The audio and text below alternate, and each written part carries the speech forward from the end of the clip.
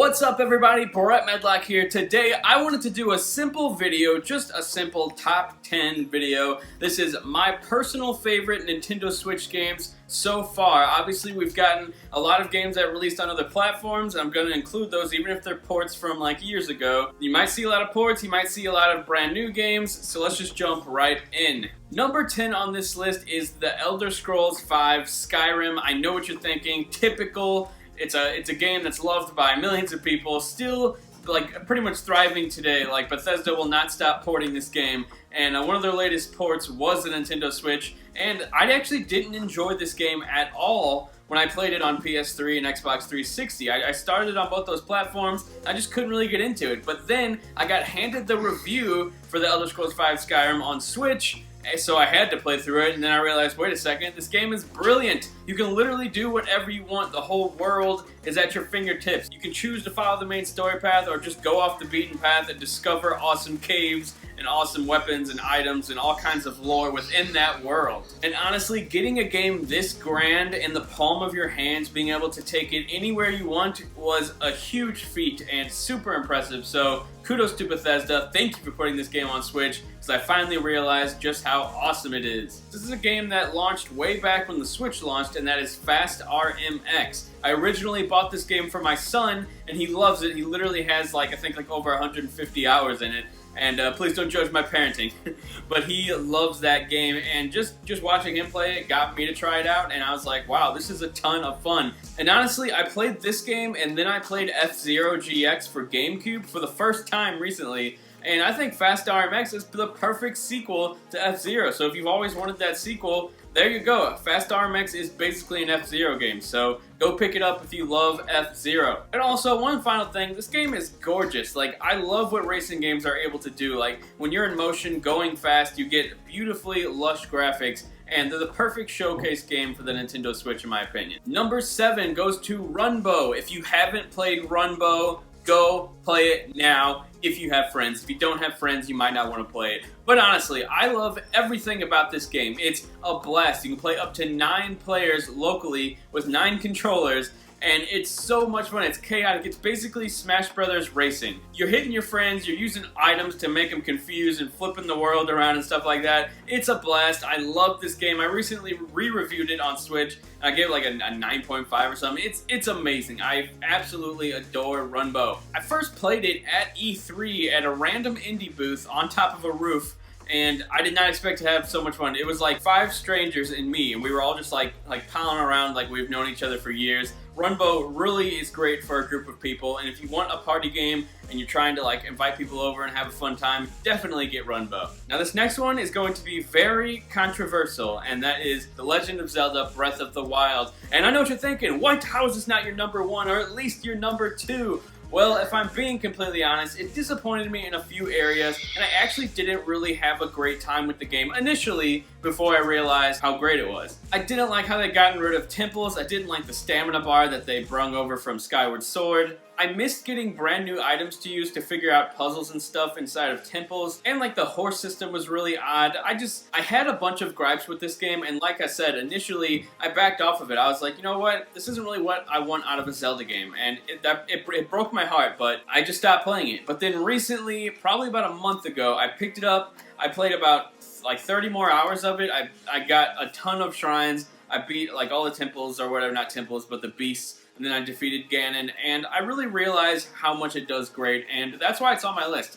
Originally, it probably wouldn't even have been on my list, as crazy as that sounds, but I really started to understand what makes Breath of the Wild great, which basically can all be summed up with one word, and that is exploration. Like I said this previously about Skyrim, but this is really a giant world where you can literally go and do anything you want. I really love that aspect. I hope the next Zelda brings back temples, brings back the hookshot. Come on, I want that hookshot back. Number 5 goes to Mario Kart 8 Deluxe. This game pretty much speaks for itself. Mario Kart is great. I feel like everything that was wrong with the original Mario Kart 8, they fixed. They brought in the double items again. They brought in battle mode with real levels, and with all the extra tracks from the DLC of the Wii U version with new characters. All that combined together just creates a magical experience, especially with friends and family. It's just a really fun game, and every single time I boot it up and I start racing, I'm like, man, this game is gorgeous. I can't believe this was a Wii U game, and it still holds up perfectly fine today. This next one is a brand new game, and if you have been checked out the channel recently, then you know that The Messenger is amazing. I cannot believe how much fun I had with this game. I give it a 10 out of 10. That's like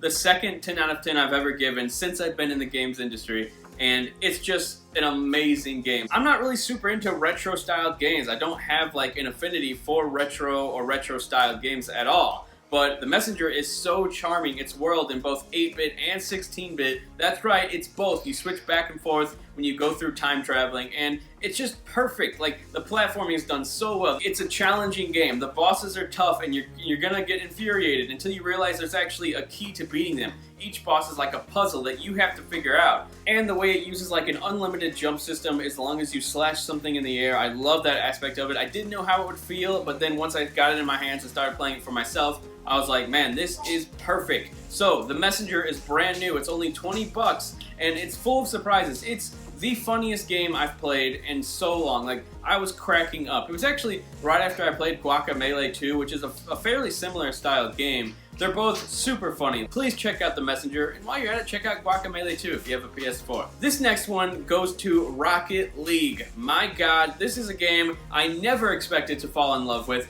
I originally got it on PlayStation Plus on PS4, played it a little bit, didn't really get into it, like the competitive scene very much. I platinumed it because you didn't even have to play online, so I got the platinum trophy, put it away for probably like 8 months, picked it back up on PS4 and on Xbox One, and I fell in love. This is one of my favorite games of all time. It brings so much joy, and like, I played this game with my best friend online, and there's no other experience like it really. It's a sports game that connects with people who aren't really into sports and people who are into sports, and it brings them together in this chaotic soccer experience, and I just love it for that. When it got announced for Switch, I literally jumped up in the air holding my son. Like, I recorded it originally. Maybe I still have it, honestly. I'll check, but I love this game. I'm so happy that Psyonix brought it to Switch. It's awesome. I love being able to play it on the go in like a seasoned mode.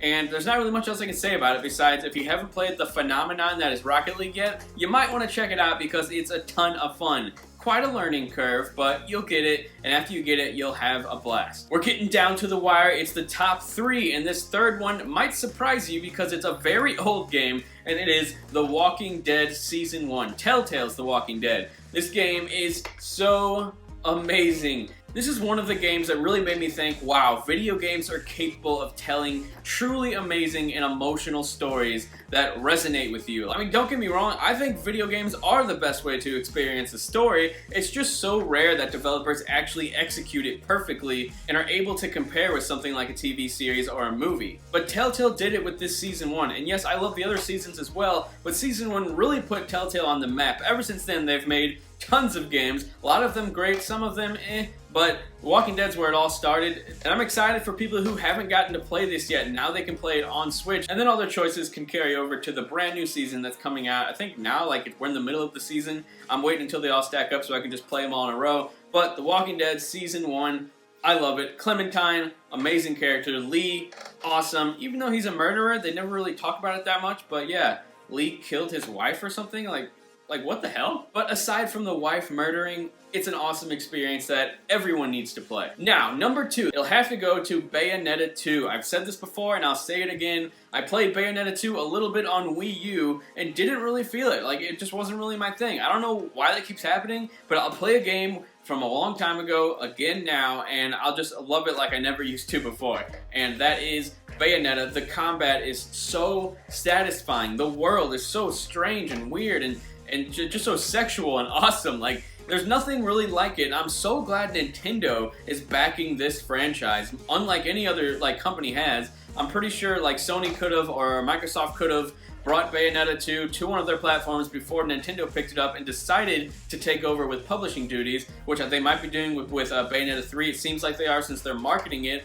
And it's just crazy. Nintendo, the kid-friendly, lovey-dovey company, is giving us this ultra-mature, sexualized, amazing experience, and it just blows my mind. Like, this is a series that I'm so happy, I'm like fanboy happy that it's exclusive to Nintendo just because it makes so many people mad. I don't know, there's a little piece of all of us that like seeing people mad about things like this, and when it comes to this, It actually is pretty funny. So if you haven't played Bayonetta 1 or 2, they're on Switch now and they're absolutely amazing. I love Bayonetta 2 a lot more than Bayonetta 1. So if you want to skip straight to that, go ahead and do it. It doesn't really matter, honestly. It's an amazing game. And there's a bunch of Nintendo exclusive bonus stuff, so you know you gotta play it. Now you're probably wondering, where the hell is Mario Odyssey? Well, it's right here at the #1 spot. Mario Odyssey, aside from The Messenger, is another game I reviewed and gave a 10 out of 10 for so many reasons. The world is amazing, or worlds I should say, are amazing. It feels like no other Mario game I've ever played. Whoa, hi Gavin. Anyway, when I sat down to play Mario Odyssey for the first time, I just knew that this was going to be something special, and my god, it was. The worlds are amazing. It's a beautifully done game in so many ways, like the exploration, the platforming, the puzzles. It all just comes together and becomes this perfect experience like no other on Switch. And then it goes above and beyond with these awesome set pieces that I would have never expected from a Mario game. It blew my mind for so many different reasons. It did things totally differently while simultaneously giving us everything we loved about the Mario series in one package. I absolutely cannot recommend Super Mario Odyssey enough. That's all I got to say today, guys. Thanks a lot for watching. Be sure to tell me your top 10 Switch games down in the comment section below, and subscribe if you enjoyed watching. Thanks a lot, guys. I will talk to you later.